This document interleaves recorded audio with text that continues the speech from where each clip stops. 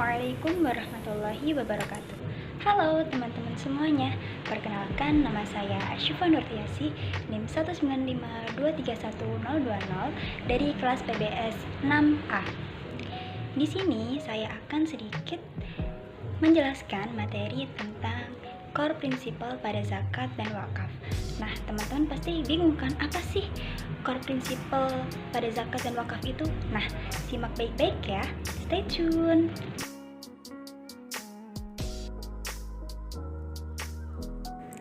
Sebelum masuk ke materi yang akan kita pelajari, alangkah baiknya kita mengetahui apa sih yang akan kita pelajari. Yang pertama ada sejarah zakat core principle.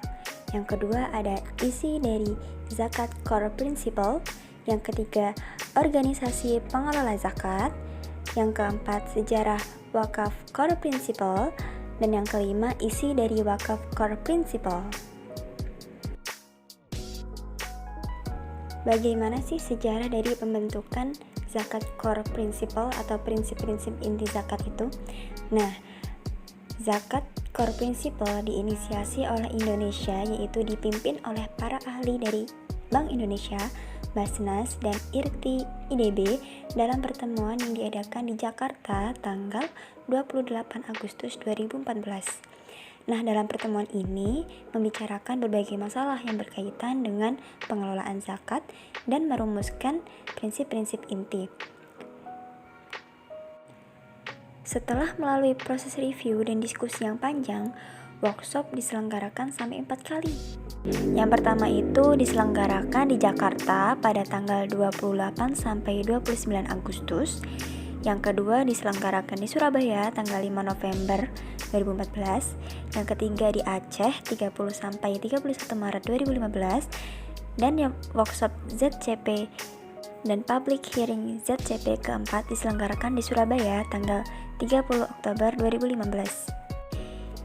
Hingga pada akhirnya, Zakat Core Principle diluncurkan pada World Humanitarian Summit of United Nations in Istanbul, Turkey pada tanggal 23 Mei tahun 2016. Pada awalnya,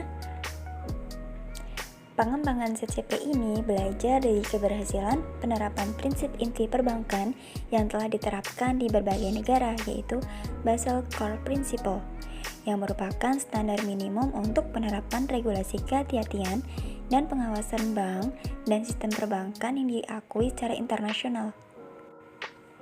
Dengan pertimbangan dasar bahwa isi kandungan dari BCP cukup lengkap dan telah teruji sejak 2012, maka beberapa pikiran pokok dari BCP tersebut kemudian dijadikan acuan dalam penyusunan prinsip inti zakat atau ZCP. Dengan tujuan bisa dijadikan standar internasional tingkat tinggi guna mencapai dan menilai praktik tata kelola dan pengawasan zakat. Nah, pembentukan prinsip-prinsip inti zakat ini bertujuan untuk mendorong dan mewujudkan sistem pengelolaan zakat yang sehat dan efektif bagi kemaslahatan umat. Nah, teman-teman pasti penasaran kan? Apa sih prinsip-prinsip zakat core principle itu? Ada berapa sih prinsipnya? Nah, saya jelaskan sedikit. Zakat core principle ini memiliki 18 prinsip. Di antaranya, ZCP 1 mengatur tentang top of form, tujuan independensi, otoritas bottom of form. Kepastian hukum berperan penting untuk memastikan agar peraturan tidak disalahgunakan dan tidak mengalami penurunan di dalam tiap yurisdiksi hukum. Tujuan utama pengawasan zakat adalah untuk mendorong standar minimum untuk peraturan dan pengawasan yang baik dalam sistem pengelolaan zakat. Sistem zakat yang efektif harus memiliki fondasi hukum yang kuat dalam hal undang-undang zakat. ZCP kedua mengenai kegiatan amil yang diizinkan. Hukum, regulasi, atau aturan lain harus secara jelas mendefinisikan kegiatan-kegiatan yang diizinkan dilakukan oleh organisasi pengelola zakat sesuai prinsip syariah, termasuk dalam penghimpunan zakat, pengelolaan zakat, pendistribusian zakat, dan aktivitas lainnya. Karena lembaga zakat berjalan menurut prinsip syariah, kegiatan diizinkan merupakan unsur yang harus dijaga dalam melakukan pengawasan zakat. ZCP yang ketiga, kriteria perizinan. Wewenang untuk menetapkan kriteria perizinan berada pada otoritas pengawas zakat untuk menjaga autentisitas lembaga zakat dan menetapkan parameter untuk menjalankan dana zakat dengan mematuhi peraturan perundang-undangan setempat tentang tata kelola zakat. ZCP yang keempat, pendekatan pengawasan. Pendekatan pengawasan menentukan arah otoritas pengawas zakat untuk mengawasi lembaga zakat dengan benar. ZCP yang kelima, teknik dan alat pengawasan. Pengawas zakat menggunakan beragam teknik dan alat yang tepat untuk melaksanakan pendekatan pengawasan dalam menggunakan sumber daya pengawasan zakat yang harus divalidasi dan diverifikasi secara memadai. ZCP yang keenam, pelaporan pengawasan. Untuk mengawasi lembaga zakat, jika pelaporan pengawasan tidak ada, maka otoritas pengawas zakat tidak bisa melakukan pengawasan zakat secara lengkap. Dalam hal ini, supervisor memiliki tugas yang diantaranya adalah mengumpulkan informasi, mereview, dan menganalisis kinerja keuangan pengelolaan zakat. ZCP yang ketujuh, kekuatan pengawas dalam koreksi dan sanksi. Supervisor zakat memiliki berbagai instrumen pengawasan yang memadai untuk melakukan tindakan korektif yang tepat waktu, kemampuan untuk mencabut izin organisasi pengelola zakat, dan merekomendasikan izin pencabutan. Pengawas zakat harus menetapkan beragam alat pengawasan yang tepat untuk digunakan jika lembaga zakat tidak mematuhi peraturan perundang-undangan syariah dan tindakan pengawasan. ZCP yang ke-8, tata kelola amil. Nah, yang ini berperan penting untuk memastikan agar kegiatan zakat berjalan menurut nilai-nilai Islam serta ketentuan hukum dan kerangka peraturan zakat di dalam negeri. Dengan melakukan hal ini, lembaga zakat dapat menjadi lembaga terpercaya untuk mengumpulkan dana zakat agar tingkat pengumpulan zakat yang optimal dapat dicapai. Pengawas zakat menentukan bahwa lembaga zakat harus memiliki kebijakan dan proses tata kelola amil yang solid dan mencakup kepatuhan syariah, alat strategis, lingkungan pengendalian, pengetahuan tentang pengelolaan zakat, dan tanggung jawab pengurus lembaga zakat. ZCP yang ke-9, manajemen penghimpun. Pengelolaan pengumpulan adalah keberhasilan yang merupakan faktor utama untuk kinerja lembaga zakat dalam pengumpulan zakat secara optimal. Dalam manajemen penghimpunan dana ini, pengawas zakat bertugas untuk menentukan bahwa organisasi pengelola zakat memiliki kebijakan dan proses yang memadai untuk penilaian nisab dan aset yang dizakati. ZCP yang ke-10, manajemen pemberdayaan. Lembaga zakat harus menetapkan strategi pengelolaan penyaluran yang efektif. Dalam hal ini, supervisor zakat memiliki wewenang, yakni menentukan bahwa organisasi pengelola zakat memiliki kebijakan dan proses yang memadai untuk mengelola zakat dan sistem distribusinya. ZCP yang ke-11, risiko negara dan transfer. Jenis eksposur risiko yang dihadapi oleh lembaga negara berbeda dengan lembaga keuangan karena perbedaan pengoperasian kedua lembaga tersebut. Karena risiko tetap ada dalam lembaga zakat, perlu ada identifikasi pengurusan dan mitigasi risiko agar memiliki lembaga zakat yang baik di negara-negara muslim. Transaksi lintas batas menjadi lebih mudah seiring dengan globalisasi. Risiko negara dan transfer tidak bisa dihindari oleh lembaga zakat karena lembaga zakat dapat mentransfer dana zakat ke negara lain dengan tujuan amal. Nah, oleh karena itu lembaga zakat riskan nih terkena risiko negara dan transfer. Dalam hal tersebut, pengawas zakat menentukan bahwa organisasi pengelola zakat harus memiliki kebijakan dan proses yang memadai untuk mengendalikan risiko negara dan risiko transfer zakat dalam kegiatan transfer zakat internasional mereka. Yang ke-12, risiko reputasi dan kerugian muzaki. Risiko reputasi dan rendahnya kepercayaan dapat timbul apabila lembaga zakat gagal menjalankan tugasnya sesuai dengan harapan pemangku kepentingan, gagal mengelola dana zakat yang dikumpulkan dari muzaki, dan tidak memenuhi undang-undang yang sah dan kerangka pengaturan zakat di dalam negeri. Pengawas zakat menentukan bahwa organisasi pengelola zakat memiliki kerangka kerja manajemen yang memadai untuk menangani risiko sistem, reputasi, dan risiko kerugian muzaki. Risiko ini dapat menyebabkan pengumpulan dana zakat jauh dari tingkat optimal jika risiko ini tidak dimitigasi dengan baik. Yang ke-13, risiko pendistribusian. Risiko penyaluran yang timbul dalam lembaga zakat sama dengan risiko likuiditas dalam posisi keuangan. Risiko ini ada karena kesalahan alokasi dana dalam penyalurannya kepada 8 asnaf yang menimbulkan kekurangan dana untuk memenuhi semua kewajiban keuangan. Lembaga zakat harus dapat mengurangi risiko pendistribusian seperti posisi keuangan yang sehat dan misalokasi kegiatan pendaya gunaan. Kemudian ZCP yang ke-14 adalah risiko operasional dan kepatuhan syariah. Kesalahan manusia, sistem IT yang tidak memadai, strategi dan struktur tata kelola yang tidak tepat, dan gangguan operasional lain dapat menimbulkan risiko operasional dan kepatuhan syariah. Risiko ini harus diantisipasi dengan baik dengan kebijakan dan prosedur yang tepat yang ditetapkan oleh manajemen tertinggi dalam lembaga zakat. Pengawas zakat menentukan bahwa organisasi pengelola zakat harus memiliki manajemen risiko operasional yang tepat untuk meminimalkan potensi praktik penipuan, antisipasi terhadap kerusakan sistem, dan potensi gangguan lainnya. ZCP yang ke-15, pengawasan syariah dan audit internal. Lembaga zakat juga harus menerapkan audit internal dalam pengendalian syariah yang memadai untuk meminimalkan risiko operasional dan tata kelola syariah. Pengawas zakat menentukan organisasi pengelola zakat untuk memiliki pengawas syariah dan kerangka kerja audit internal yang sesuai untuk membangun dan memelihara lingkungan operasi yang terkontrol dengan baik sesuai hukum syariah. ZCP yang ke-16, laporan keuangan dan audit eksternal. Akuntabilitas adalah unsur penting dalam tata kelola syariah untuk memastikan penilaian yang wajar dari pihak eksternal. Untuk menerapkan akuntabilitas, pelaporan keuangan dan audit eksternal harus dilakukan. Pengawas zakat menentukan bahwa organisasi pengelola zakat memiliki catatan laporan keuangan, publikasi tahunan, dan fungsi audit eksternal yang terpercaya. Yang ke-17, pengungkapan dan transparansi.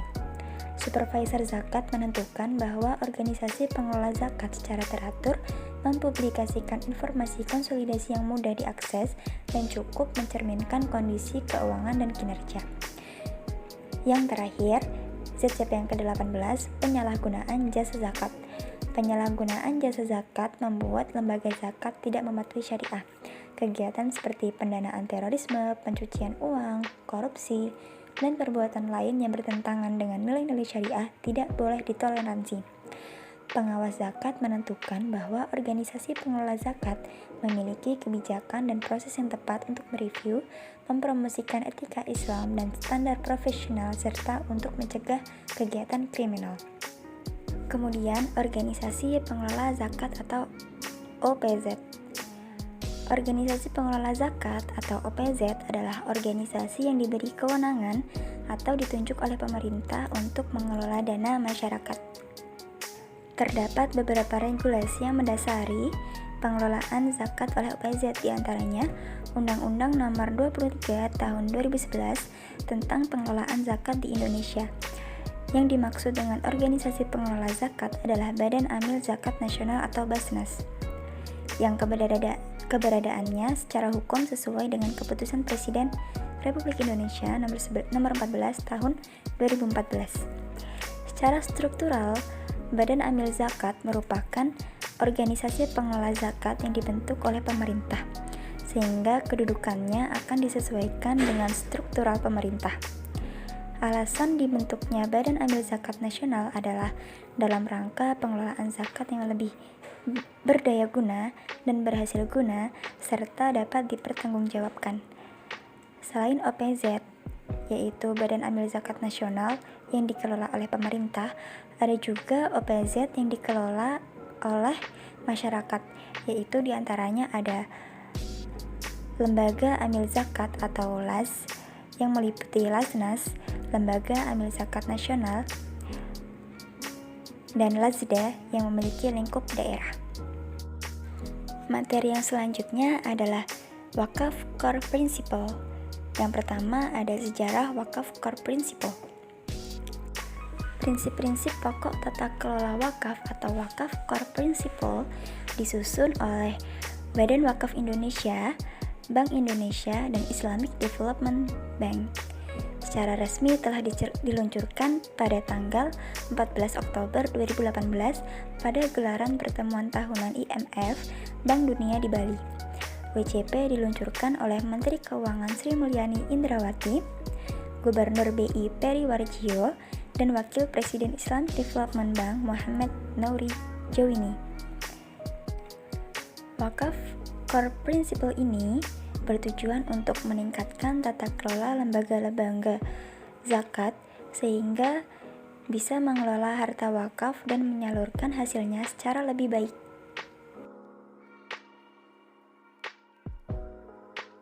Selanjutnya, apa saja sih isi dari prinsip-prinsip pokok wakaf itu? Nah, sebelumnya terdapat 29 prinsip pokok wakaf yang diklasifikasikan menjadi 5 bidang pokok utama, yaitu prinsip-prinsip pokok yang pertama sampai ke-6 mengenai fondasi hukum, prinsip-prinsip pokok yang ke-7 sampai ke-12 mengenai pengawasan wakaf, PPW yang ke-13 mengenai tata kelola yang baik untuk nazir, PPW yang ke-14 sampai 24 membahas tentang manajemen risiko, dan PPW yang ke-25 sampai 29 membahas tentang tata kelola syariah. Langsung saja, PPW yang pertama mengenai tanggung jawab, tujuan, wewenang kemandirian, akuntabilitas, dan kolaborasi. Pengelolaan dan pengawasan dalam wakaf yang diatur dalam peraturan hukum harus didefinisikan dengan jelas guna memberikan kewenangan hukum dan peraturan tersendiri yang dibutuhkan oleh setiap otoritas penanggung jawab. PPW yang kedua mengenai kelas harta benda wakaf. Peraturan tentang kelas harta benda wakaf harus secara tegas berdasarkan prinsip-prinsip syariah. PPW yang ketiga, kegiatan yang diizinkan. Harus terdapat peraturan yang menyatakan dengan jelas berkaitan dengan kegiatan yang diizinkan untuk dilaksanakan oleh kelembagaan wakaf yang berdasarkan prinsip syariah dan kemampuan lembaga wakaf dalam mengelola bidang investasi, pengelolaan, pengumpulan, penyaluran hasil wakaf, serta dana amal keagamaan lainnya. PPW yang keempat, kriteria perizinan. Otoritas pemberi izin berwenang dalam menetapkan kategori atau kriteria perizinan ke lembaga wakaf dan pengelola wakaf, dan otoritas pemberi izin berwenang menolak permohonan izin apabila tidak sesuai dengan kriteria. PPW yang kelima, pengalihan pengelolaan wakaf. Pengawas wakaf mempunyai wewenang menolak, mengevaluasi, serta mengaplikasikan syarat kehati-hatian terhadap rekomendasi pengalihan atau melimpahkan harta benda wakaf yang ditahan secara eksplisit maupun non-eksplisit dari lembaga wakaf yang satu ke lembaga pengelola wakaf yang lainnya. PPW yang keenam, pengambil alihan lembaga dan harta benda wakaf. Pengawas wakaf memiliki kewenangan menyepakati, menolak, maupun menyarankan ke otoritas penanggung jawab serta mengaplikasikan ketetapan kehati-hatian terhadap investasi atau pengambil alihan investasi sesuai dengan kriteria yang telah ditentukan. PPW yang ketujuh, pendekatan pengawasan wakaf. Pengawas wakaf mempunyai kerangka pengawasan yang terintegrasi meliputi seluruh aspek dari pengumpulan, investasi, pengelolaan, serta penyaluran dana wakaf. PPW yang ke-8, teknik dan alat pengawasan wakaf. Beragam teknik dan alat yang digunakan oleh pengawas wakaf. Hal ini guna untuk menjalankan pendekatan pengawasan serta mengirimkan sumber daya pengawas wakaf yang proporsional dengan mempertimbangkan profil risiko berdasarkan validasi serta verifikasi yang memadai. PPW yang ke-9, pelaporan pengawasan wakaf.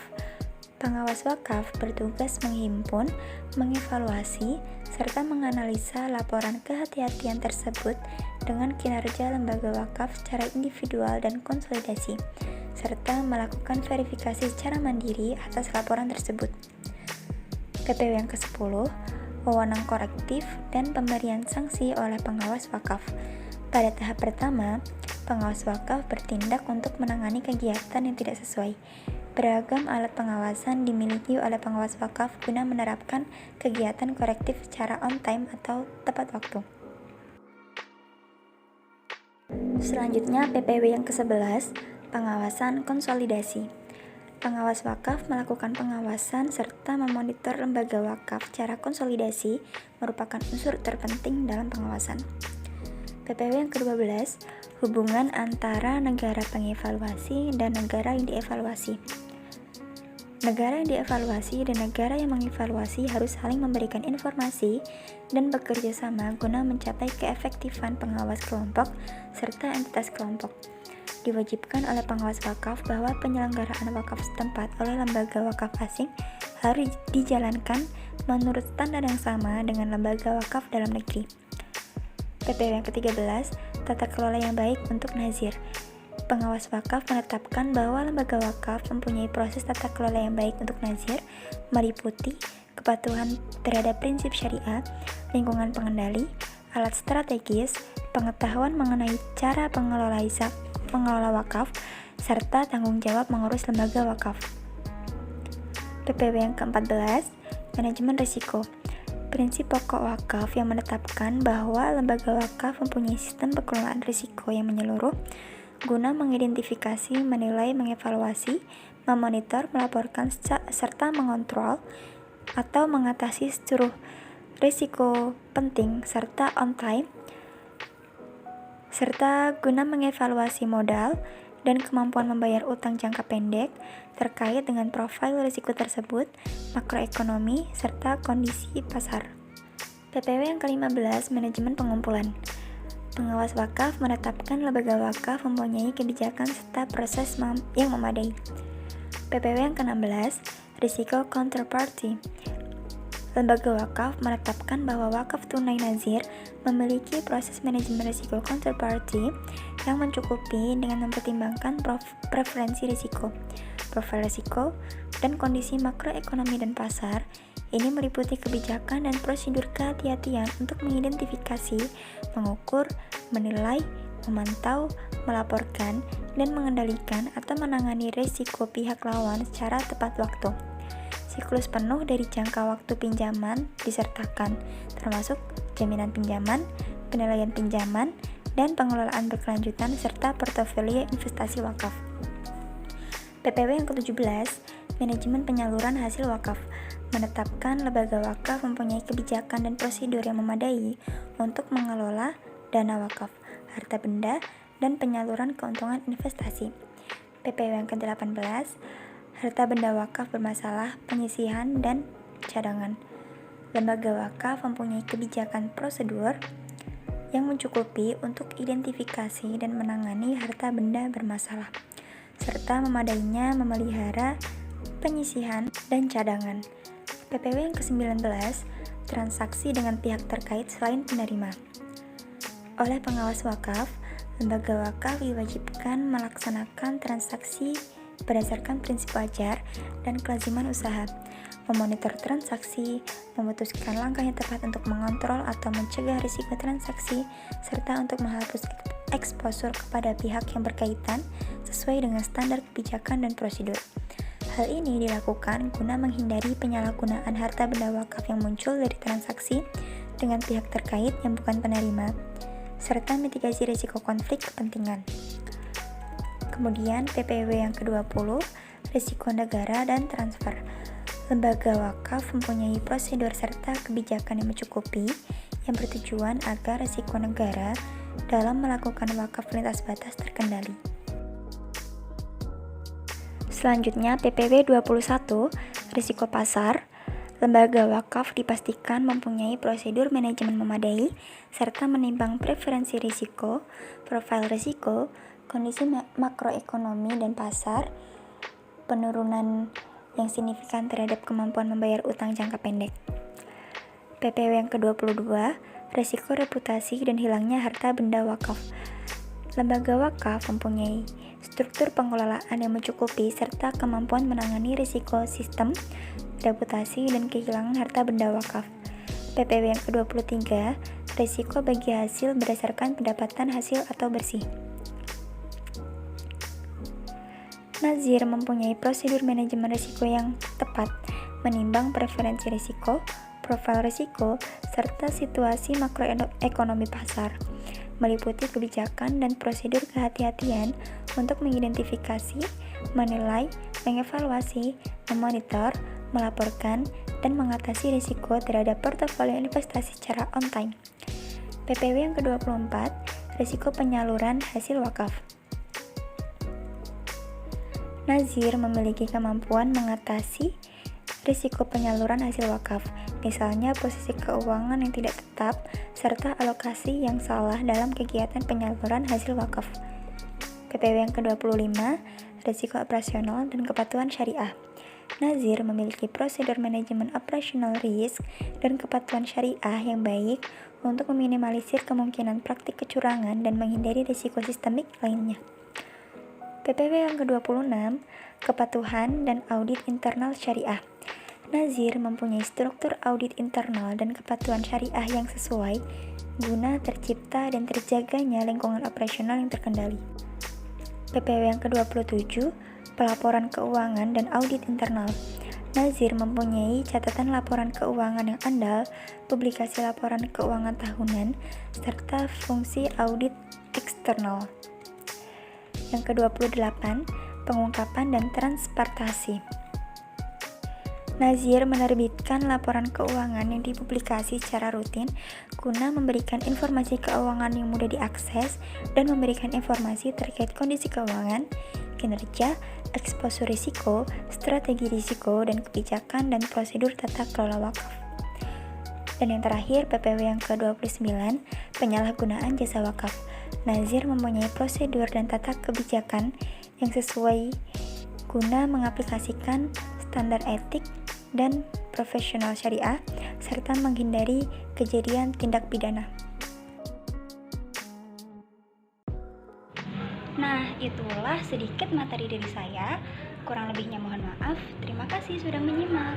Wassalamualaikum warahmatullahi wabarakatuh. Dadah!